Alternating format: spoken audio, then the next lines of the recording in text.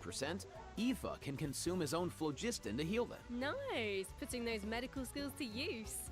His kit seems really intuitive, and he helps with exploration. I feel like exploring the sacred volcano will be a lot easier with We the people are it's tangled from. bit late. Well, what can I today. say? He is a helpful little guy. Now, Let's moving keep on to our watching. next bit of news, a new boss is coming in version 5.6, the Secret Source Automaton Overseer device. Travelers will need to defeat it to obtain ascension materials for Escoffier. Huh. I feel like we faced something like this before. That's because this boss has the same origins as the Secret Source Automaton configuration device from version 5.1. Both are pieces of ancient dragon technology. They almost seem like two parts of one terrifying monster. Okay, Jane, let's, this is where we should wrap this part up, I think, because travelers can search for their own answers to this in-game. Now, let's kick off the event portion. Oh, wow. There are Natlan characters in Fontaine? Is it because of a festival or something? Not a festival. An amusement park organized by Navia and the Spina di Rasula. Auroron and Aoife are there to deliver Natlan produce for the event. But it's not all veggies and good times, unfortunately. Against the backdrop of the festivities, a smuggling case is uncovered, leading Kniech and Risley to cross paths. A Saurian hunter and a prison warden. Sounds like a fun pairing. Yeah, right? I actually have a few sneak peeks to share, so let's take a look. Weird. Why is Ahau cowering behind Kniech? I would have thought he was too proud for that. Oh, wait. It must be because of Fontaine's ban on flying objects. Exactly. Ahau and Kakuku made the journey all the way to Fontaine and happened to arrive just in time for the ban. Ahau was able to hide, but Kakuku got scared and flew straight into the Palais Mermonia. Auroron thinks Kakuku will manage to send all of the important documents in the Palais flying around the building. Oh no, that can't end well. Well, what about Aoife? Isn't he going to come to Kakuku's rescue? Don't worry, with Nervalette and Risley there, Kakuku's in good hands. Plus, he might even learn a new phrase or two. Hey, check it out. Risley managed to teach him one. Anyone want to guess what it is? Oh, I don't really know what it could be. I guess we're just gonna have to wait and see. Anyway, I wanted to point out there are two dragons in this picture. So, does that mean Nervalette could, like, interpret for Kakuku? You know, dragon to dragon. Oh, I can't wait to see how their interactions go. Honestly, I can't even picture it, but I just know it's gonna be hilarious. Yeah, there's nothing we can say that beats the real thing. So, if you're interested, be sure to check out all the shenanigans in-game. And trust me, there are a lot of them. Always makes me laugh. Now, on to the actual amusement park. Let me give you some background. It's called the Cheval Moran Film Fantasyland, and it's the brainchild of a well-known engineer and film buff with the Spina di Rasula in charge of the financing, construction, and general operations. Oh, Lapine Pauline is back. Didn't she almost go bankrupt after basing her research on that fake story? I hope her investment pays off this time. Well, if the Traveler agrees to come on board, Lapine Pauline might be in a better position. Come on board? Why are my fraud alarm bells ringing? It's not like that. If you don't trust Lapine Pauline, yeah, okay. Her track record isn't great, but at least trust Cheval Moran and the Spina di Rasula. If you say so. And how do we make sure we don't run it into the ground? Well, if the Traveler agrees to come on board, Lapine Pauline might be in a better position. Wait, so this is a management sim? Okay, tell me everything. You got it, bro. Travelers will be in charge of operations like upgrading the facilities, expanding the park, and managing the staff. During each business cycle, travelers will need to allocate their precious funds and action points to the most important tasks based on their management needs. And plus, Navia recruited Master Chef Escoffier to run the park's theme restaurant. Woo! The dishes she creates can give you unique management buffs, so don't miss out. Absolutely. You can also increase your revenue by adding different kinds of attractions. For example, in Eclectic Escapades, Visitors can experience unforgettable adventures where they fly through the air or dash underwater at high speeds. Wow. Or there's movie masterpieces where you have to use special abilities to reach the end of the stage and seize the treasure. Before launching these attractions, travelers will need to try them out and create a standardized strategy guide for each one, so that visitors understand how to get the most out of the experience. Nice. Oh, and travelers can also add an attraction called Mellow Manor, where they can create a cozy retreat for different animals to draw in visitors and increase revenue. And travelers can also recruit some familiar faces to help run the park. Among the recruits are Fontanian companions and friends from other nations too. Yeah, that's right. By completing friendly encounters, travelers can learn useful management techniques from their companions. Eventually, these companions will become fixtures at the park and provide even more management support. So, long story short, don't worry too much. You don't have to go it alone. Okay, yeah, that doesn't sound too bad. And plus, once you get down to business, you'll be rewarded for your efforts. Ooh, do tell. Oh, I will. Reach a certain point in the operations and you'll be able to claim all sorts of rewards, including Primo Gems and a new 4-star bow, Sequence of Solitude. Awesome! More Primo Gems to save for your next pull. Which reminds me, we still haven't finished announcing the event wishes, have we? Oh, right. Yeah, sorry to keep you in suspense, travelers. In the second half of version 5.6, we'll have returning event wishes for Kaniche and the Raiden Shogun. Nice. Plus, the Chronicled Wish banner will be returning in version 5.6. I know a lot of travelers have been waiting for that, so check it out if you're interested. Yeah, you have to. And best of luck on your polls. All right. That was a lot of info, so let's take our first break. Here's the second redemption code, travelers.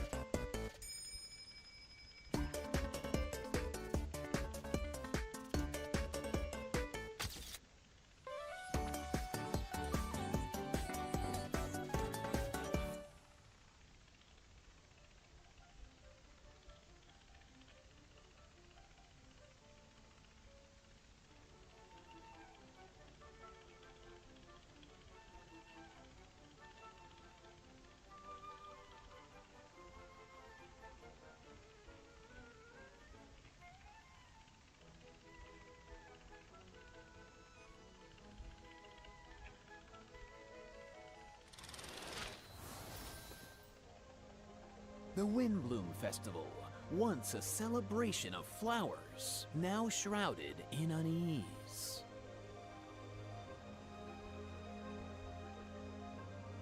Why is Albedo on trial? Who is the young man in the courtroom? And is he friend or foe? What tidings does the Dodo communication device bring this time? The answers to these questions and more in the version 5.6 Archon Quest. Nice voice. Nice. Ah, shucks, thanks. So, we finally make it back to Mondstadt, and Albedo's on trial. I don't even know what to think. But something tells me there's more to this situation than meets the eye. Well, I've put together some information about the case. Let's go through it and see if we can uncover some new clues. So, here's the deal.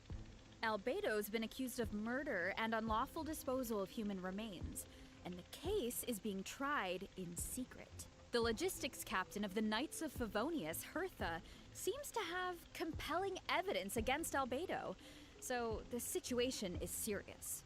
I'm sure Hertha is just trying to do her job and uncover the truth. But there has to be some kind of misunderstanding here. Well, in court, the evidence does the talking. Travelers will have access to Albedo's office on the second floor of headquarters to do their own investigation into the case and hopefully track down some clues. So I saw Jean, Kaya, and Eula in the courtroom, all members of the Knights of Favonius, which makes sense. But it looked like someone from the church was also there. Oh, that's Dahlia. He's the deacon of the Church of Favonius, so he works with Barbara, Rosaria, and the other members of the clergy. Dahlia acts as the Herald of Barbados, which is interesting because he's also friends with Venti. Yeah, very interesting. He sounds like a very important figure then. Well, speaking of Venti, the Dodo communication device is back in this quest. At some point, Venti needs it to get in touch with Alice. Ooh. But on the first attempt, the line connects to Grandmaster Varka instead. It's only on the second try that he manages to reach Alice. Whoa, hold on. You just dropped two major names. Barker has been on an expedition for a long time. Sounds like we finally get to hear how he's doing. As for Alice, we know she's the mother of the most adorable Klee and an elder of the Hexen Circle. But I wonder why Venti needs to get in touch with her. Wait, could it be because of the monsters in the city? Oh, you know what? In Amber's anthology chapter, she did say the number of monsters around Mondstadt has been skyrocketing lately. Right? And now there are even more monsters in the city. So maybe Venti is reaching out to Alice for help. I think you two are onto something. And if we take a look at this map, we can see that a lot of our old friends have joined in on the fight to defend Mondstadt. Wow, this is kind of emotional. Mondstadt was the beginning of everything. It's the place where travelers met their first companions and embarked on this whole journey. And now it's in crisis.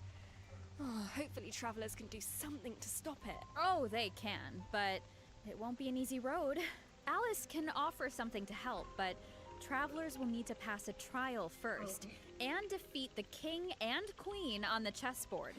Anything to defend Mondstadt. I'm sure travelers aren't scared of a little trial. Okay. Then let's take a look at what awaits them.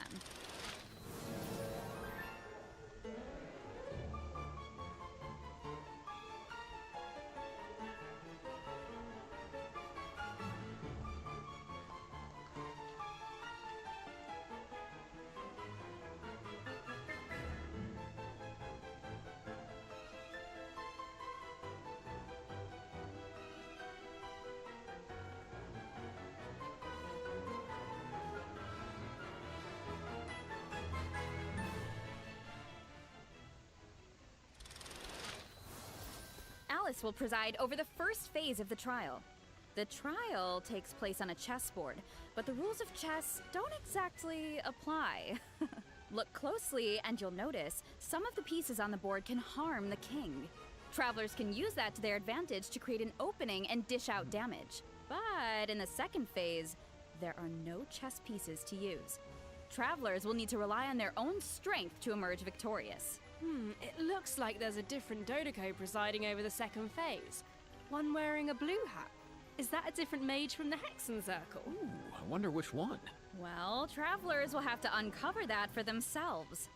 As for the second phase of the trial, let me offer a quick piece of advice. The boss has some extremely powerful attacks, but freeze reactions can help you create an opening. Maybe jot that one down for later, travelers. So, we know there's murder, an attack on Mondstadt, a Hexen Circle trial, but we have no idea how all of this is connected. Seems like there's a lot for travelers to uncover. You know, if you think about it, first Natlan had a crisis with the ley lines that almost ended in death.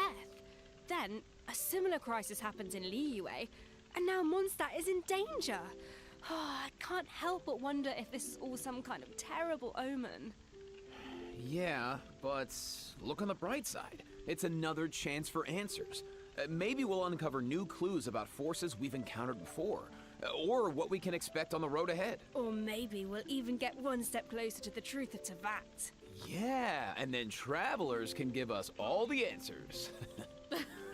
Yeah, I think we're gonna leave all that hard work to you guys. All right, okay, well let's lighten things up and dive into the remaining version 5.6 events. Woo! Yes. First up on the docket is an event that brings us back to Fontaine, where travelers can test out their tactical brilliance in the new wargame, Operation Damport Simulation.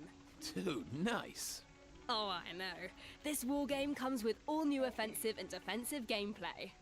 The key to success is really understanding your game pieces. Okay, what do you mean? Well, for example, is it a melee or ranged attack piece? Can it quickly break through obstacles or maybe even bypass them entirely? Once you feel like you know what you're doing, you can test out your skills in co-op. The actual gameplay is pretty simple. What this event really tests is strategy. For example, when adjusting your defensive lineup, you can even set traps for your opponent. I see a button called Defensive Simulation. Looks like we can use it to test out our strategies?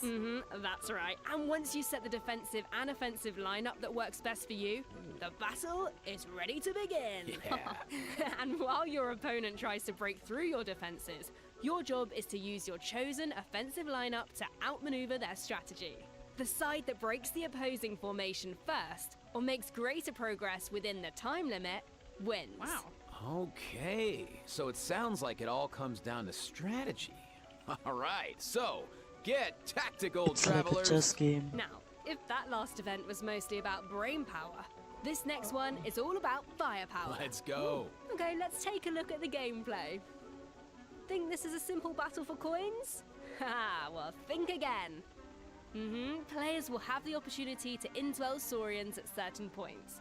Use their abilities to your advantage, and you might be able to turn the tides in your favor. This looks so fun.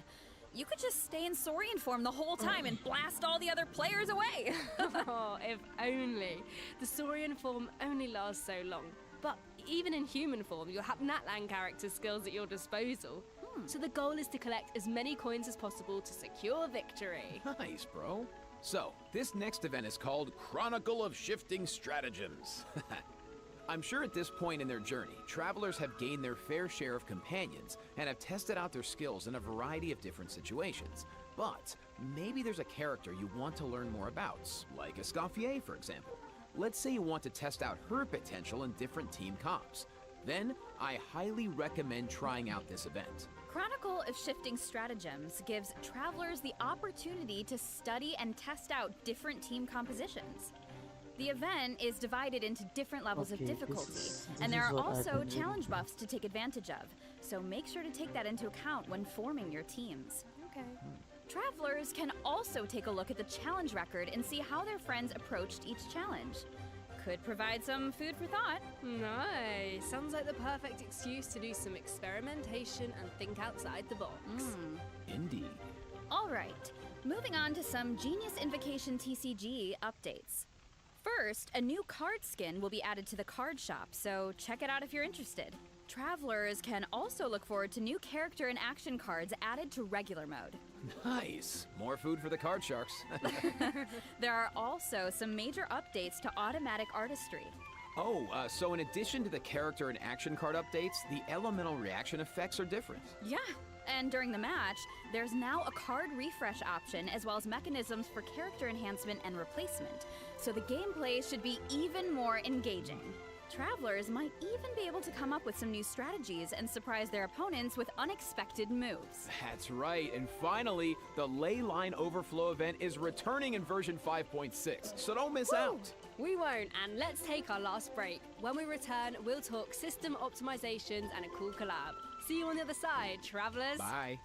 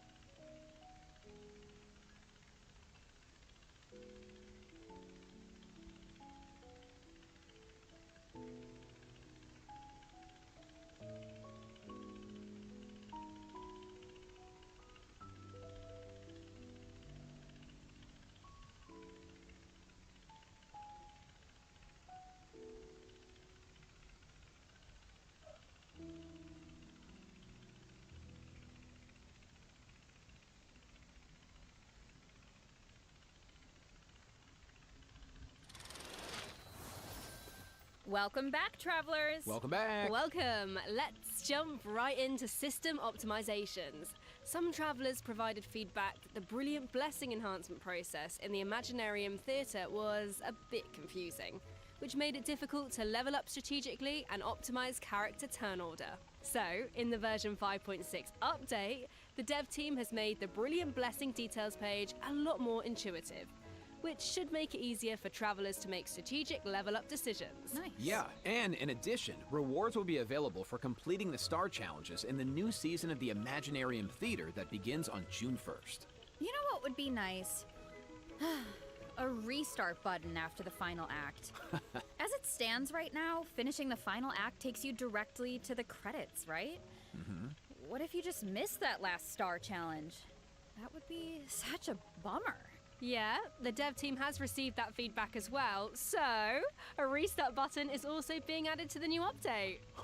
Oh, nice. Let's go! That should make it easier to get full stars. All right, so this next update addresses another common problem.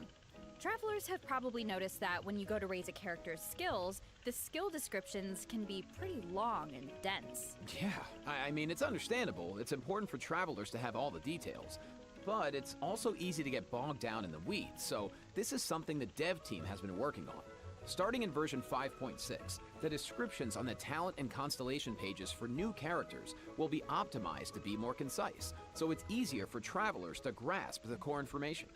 Of course, travelers who prefer to dive into all the details can always expand the content for a more comprehensive description. Nice. Sorting through all that information should be a lot faster now. Totally.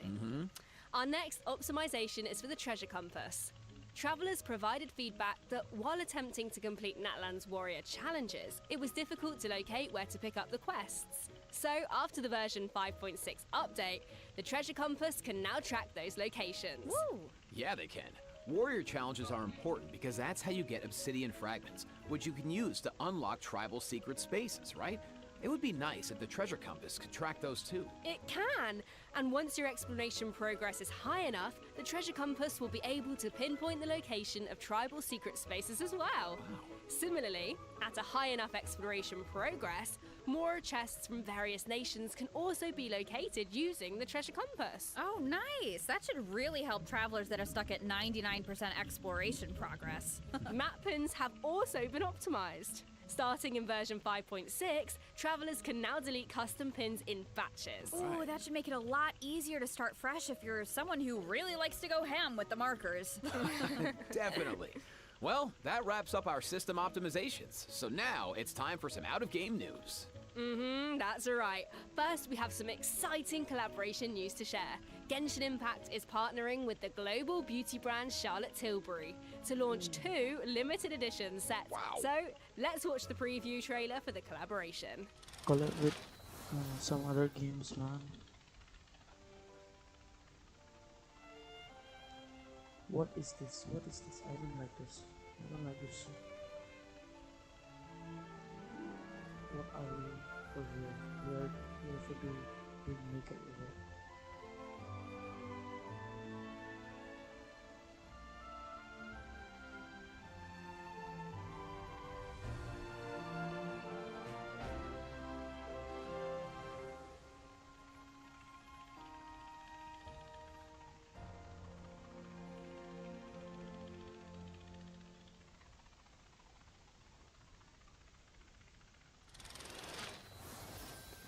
But I have even more news. In addition, Genshin Impact's third Natlan OST album, Radiance of Flame, is coming soon.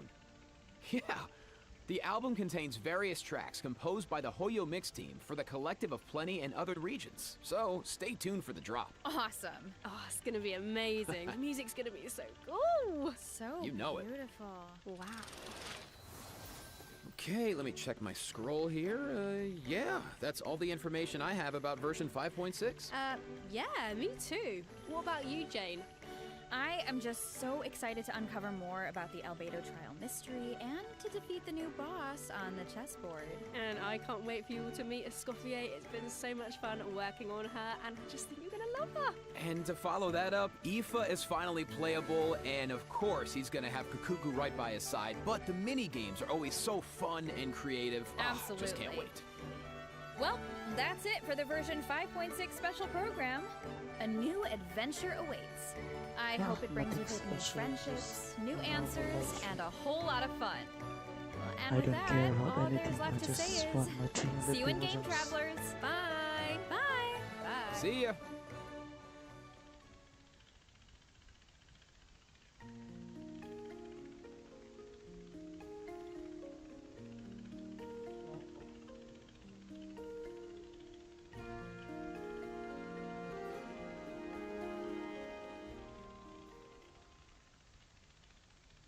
Okay, this was something.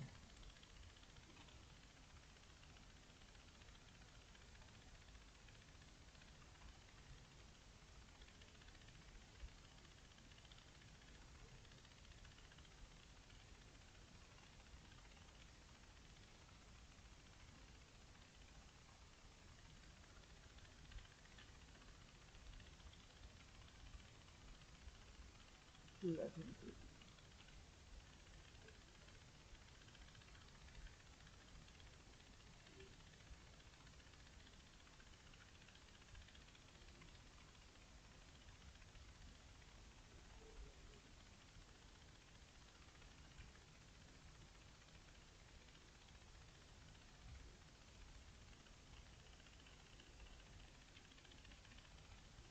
First layer.